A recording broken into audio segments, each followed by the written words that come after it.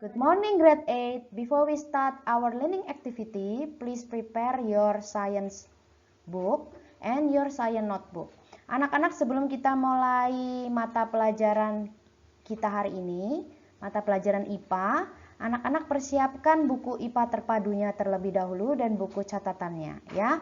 Nah, materi kita kali ini masih meneruskan materi yang kemarin, yaitu tentang tekanan pada zat dan penerapannya, bagian yang kedua, yaitu kita akan belajar tentang hukum Pascal, hukum Archimedes, dan hukum Boyle.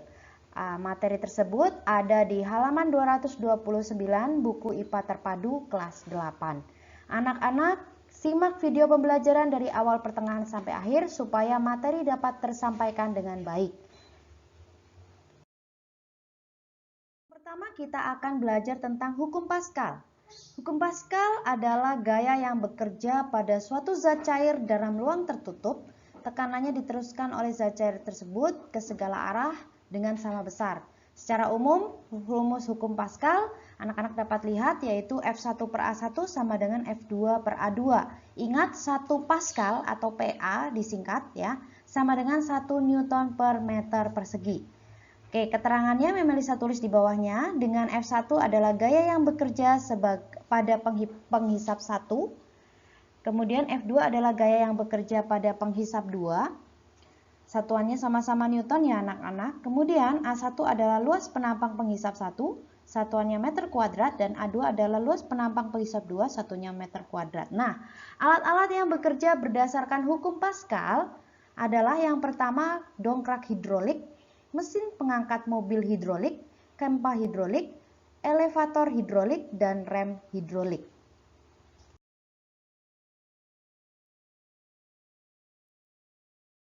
Selanjutnya kita masuk di contoh soal. Mesin pengangkat mobil hidrolik pada gambar di samping memiliki luas penampang masing-masing 10 cm persegi dan 100 cm persegi. Pada penghisap kecil diberi gaya 500 Newton, maka berapa berat beban maksimal yang dapat diangkat pada penghisap besar? Anak-anak, ini adalah soal esai, jadi anak-anak wajib menuliskan diketahui, ditanya, jawab, dan jadi, ya. Oke, kita masuk diketahuinya. Anak-anak bisa lihat A1, A2, dan F1 anak-anak sudah ada dari soal ya, sudah diketahui, jadi anak-anak tinggal tuliskan. Kemudian yang ditanya adalah F2. Oke. Yang ditanya adalah F2. Kemudian jawabnya adalah dari rumus F1 per A1 sama dengan F2 per A2. Kemudian F2 anak-anak di situ bisa lihat jawabannya, jadi F2 adalah 5000 Newton. Jadi beban maksimal yang dapat diangkat pada penghisap adalah 5000 Newton.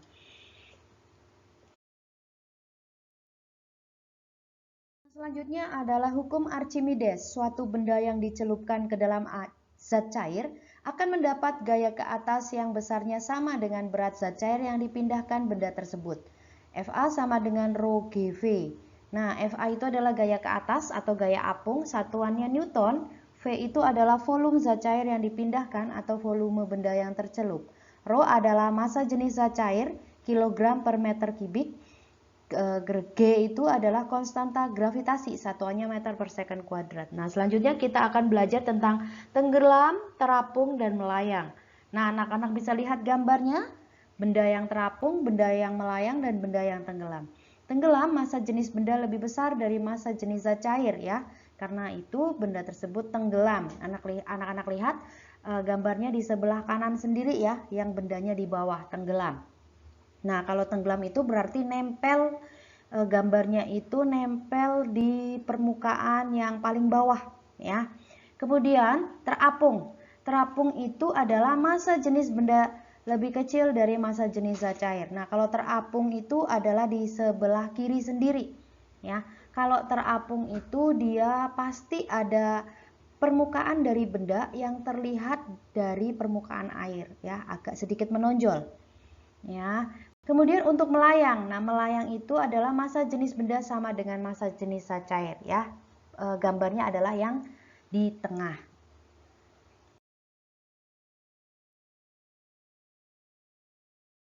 Yang Selanjutnya kita masuk di contoh soal. Sebuah balok berukuran 50 cm x 30 cm x 60 cm mengapung saat dimasukkan ke dalam zat cair. Jika 2/3 dari volume balok tercelup ke dalam zat cair, maka massa jenis balok tersebut adalah titik. Massa jenis zat cair sebesar 900 kg per meter kubik. Nah, anak-anak perhatikan, ini adalah gambar dari volume balok yang terapung dan volume balok yang tercelup. Ya, oke, kita masuk diketahui. Diketahui adalah anak-anak bisa lihat, kemudian ditanya. Setelah ditanya, kemudian kita masuk ke jawabnya dan kemudian kita masuk ke rumusnya. Rho balok kali V balok sama dengan rho zat cair kali V balok tercelup. Nah, di situ kita punya rho balok, kita yang ditanyakan rho balok. Jadi rho balok sama dengan rho zat cair kali V balok tercelup per V balok. Oke ya. Kita pakai ini aja ya nak, 2/3 kali V balok. Karena V baloknya sama, kita coret. Jadi ketemunya 600 kg per meter kubik. Jika ada soal yang bentuknya seperti ini, anak-anak cara mengerjakannya adalah seperti ini. Nah, karena ini bentuknya isian, jadi anak-anak kalau bentuknya isian, anak-anak tuliskan saja jawabnya. Dari jawab, rumus, kemudian cara pengerjaannya ke bawah. Tidak perlu ditulis diketahui, ditanya, ataupun jadinya. Ya. Selanjutnya adalah penggunaan prinsip Archimedes. Yang pertama adalah kapal laut, galangan kapal, hidrometer, dan jembatan ponton. Selanjutnya adalah ketinggian tempat dan tekanan udara. Semakin tinggi suatu tempat, semakin rendah tekanan udara di tempat tersebut. P sama dengan PO min rho GH. Oke, yang pertama adalah barometer. Barometer adalah alat untuk mengukur tekanan atmosfer. Penunjukan besar tekanan atmosfer oleh barometer disebut sikap barometer. Kemudian, pada barometer, sikap barometernya adalah tinggi permukaan raksa. Tinggi raksa pada permukaan laut adalah 76 cm, sehingga tekanan 1 atm adalah 76 cm Hg. Pengurangan 1 cm Hg dari kenaikan 100 meter. Yang selanjutnya adalah barometer aneroid. Barometer aneroid ini adalah yang ditunjukkan untuk pengukuran adalah kotak hampa udara yang penampangnya berbentuk lingkaran. Jika tekanan bertambah, kotak melengkung ke dalam.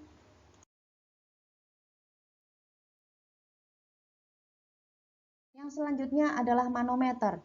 Manometer adalah alat untuk mengukur tekanan gas pada ruang tertutup.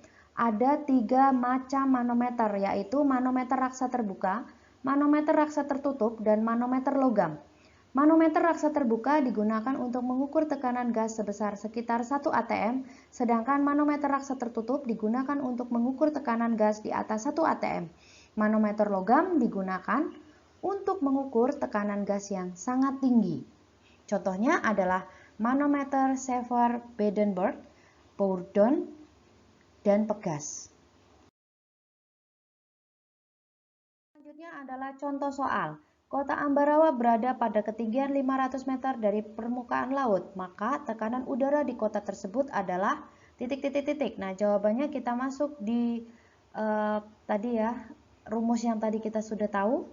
P sama dengan PO min dalam kurung H per 100 kali 1 cm Hg. Nah, kita tinggal langsung masukkan 500 dibagi 100 ya. Kalau 76 kita tahu bahwa di permukaan laut ketinggian tekanannya itu 76 cm Hg. Jadi langsung dikurangkan, kalau sudah ketemu 76 dikurang 5 berarti 71 cm Hg. Selanjutnya adalah hukum Boyle. Hukum Boyle menyatakan bahwa hasil kali antara tekanan dan volume gas dalam ruang tertutup adalah tetap, asalkan suhunya tetap. PV sama dengan C. P1V1 sama dengan P2V2. Dengan P1 adalah tekanan gas mula-mula, satuannya atm atau cm Hg.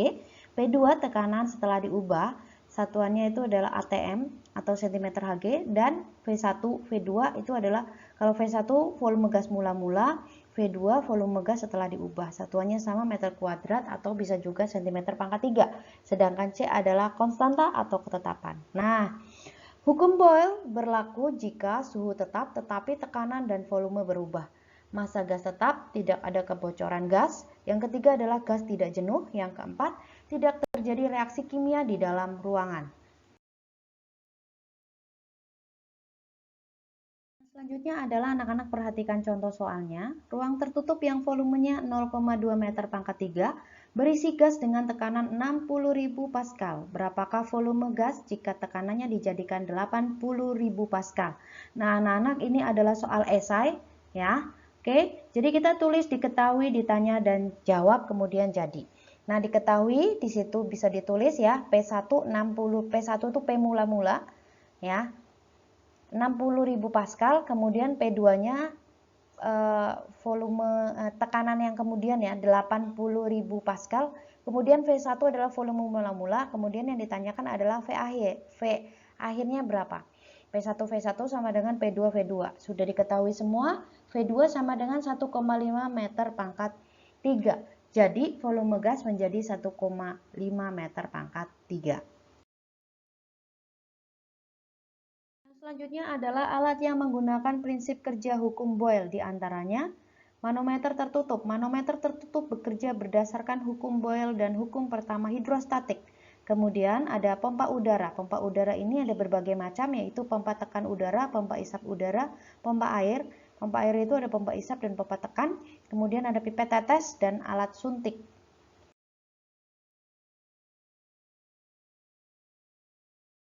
Yang selanjutnya adalah tekanan zat cair dalam tubuh manusia, osmosis dan tekanan osmotik.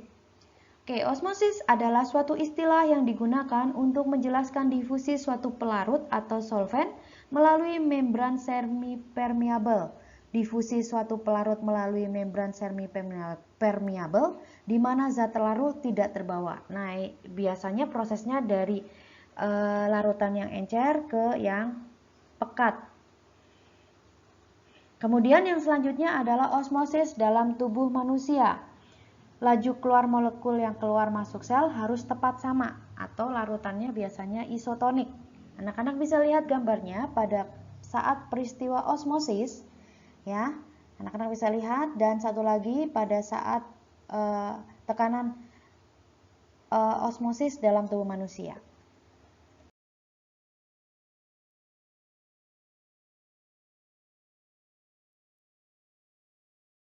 Yang selanjutnya, tekanan pada zat cair mengalir, yaitu penggunaan prinsip tekanan hidrostatis pada infus.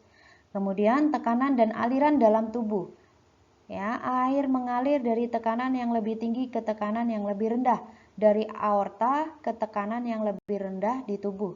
Kemudian tekanan dipengaruhi kekentalan atau vikositas dan diameter pembuluh darah.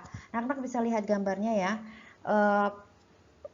Pada saat orang diinfus harus berbaring, dan selangnya, anak-anak lihat dari selang infusnya itu tidak boleh terlalu panjang ya, supaya tekanan sama dengan tekanan infus itu supaya tekanan sama dengan tekanan air dalam kondisi hidrostatik.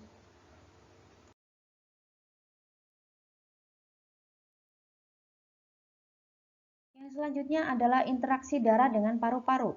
Pertukaran gas di paru-paru melalui dua proses, membawa darah ke jaringan kapiler paru-paru atau perfusi, dan membawa udara ke permukaan alveolus atau ventilasi.